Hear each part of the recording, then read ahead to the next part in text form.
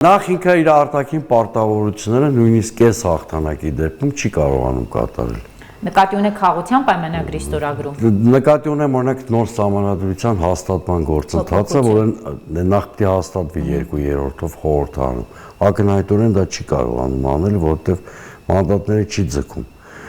Այդ ակնհայտորեն պետք է այլ խմբակցություններից մարդիկ գոհանա, իսկ դրա համար պետք են տոտալ ճնշումներ, ռեպրեսիաներ։ Սա մեկ։ Երկրորդը,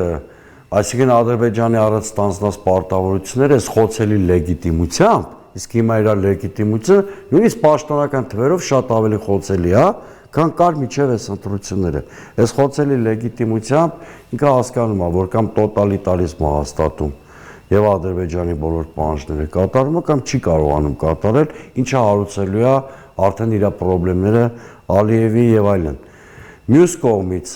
Ռուսաստանի կողմից կան ազդանշաններ, որ հայ-ռուսական հարաբերությունները ճգնաժամի հատակին են հասել։ Այս ընտրության հիմնական առանձնահատկություններից մեկն է։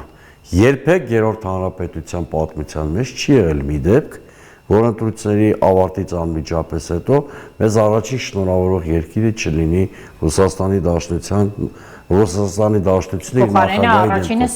շնորհավորեց Եվրամիությունը եւ ձեզ այս ընտրություններին մասնակցած քաղաքական ուժերից ասաց, որ պետք է հաշտվեք այդ Այո, իսկ Ռուսաստանից ոչ միայն շնորհավորանք չի հնչել, բոլոր նշանները կան ենթադրելու, որ Ռուսաստանը գուցե այս անգամ ընդհանրապես չճանաչի Հայաստանի ընտրությունների արդյունքների լեգիտիմությունը։ Ինչ է դա նշանակում։ Դա նշանակում է, որ ճգնաժամը հասել է ամենաբարձր մակարդակին, իսկ եթե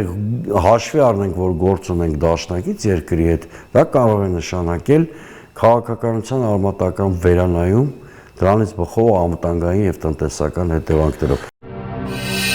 Բաժանորդագրվեք Արմաթ մեդիայի ալիքներին սոցցանցերում, հետևեք մեզ նաև Արմաթ Մեդիա AM կայքում։